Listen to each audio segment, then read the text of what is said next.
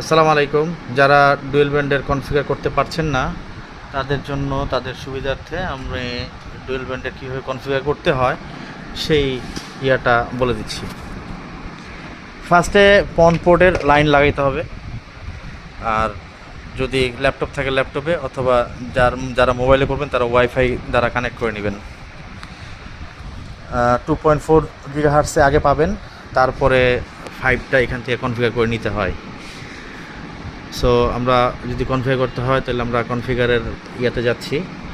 কনফিগারের ইয়া হচ্ছে হলো 192.168.1.1 ঢুকলাম।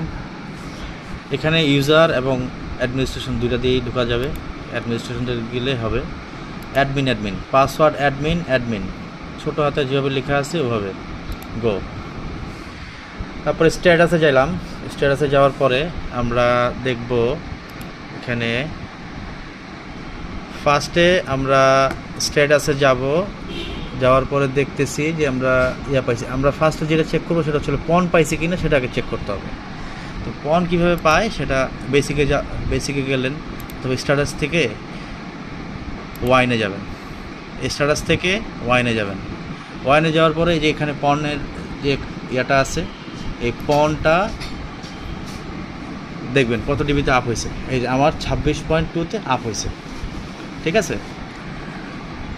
তাহলে পন যেহেতু আপ হয়েছে, তাহলে আমরা বেসিক ঢুকবো কনফিগার করার জন্য। কনফিগার করতে হলে এই যে নিউ দিয়ে করার পরে রাউটার পিপিও সব ঠিক আছে, ইন্টারনেট ঠিক আছে, আনটেক ঠিক আছে। এখানে আপনাদের ইউজার আইডি আর পাসওয়ার্ডটা বসাবেন। এইখানে আমার ইউজার আইডি আর পাসওয়ার্ড দেওয়া আছে, আমি সেটা করে নিচ্ছি। এটা হচ্ছে আমার ইউজার আইডি, আর এটা হলো পাসওয়ার্ডটা দিচ্ছি সব ওকে। এখন আমরা নিচে যাব, নিচে যে ক্রিয়েট দিব।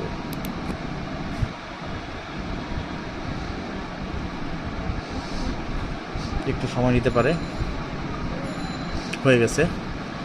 এখন আমরা এই যে কানেক্টেড হয়ে গেছে, ঠিক আছে। তো এখন আমরা এখানে 5G পাচ্ছি না, কারণ আমারটা হচ্ছে হলো 2.4-এর অনেক আগের ল্যাপটপ। সো 5G পাইতে হইলে 5Gর ইয়াটা যদি না আসে, তাহলে 5G কীভাবে আনবেন সেটাও দেখাই দিচ্ছি। অ্যাডভান্সে যাবেন, বেসিক থেকেই করা যাবে। ল্যানে যাবেন, ল্যানে যাওয়ার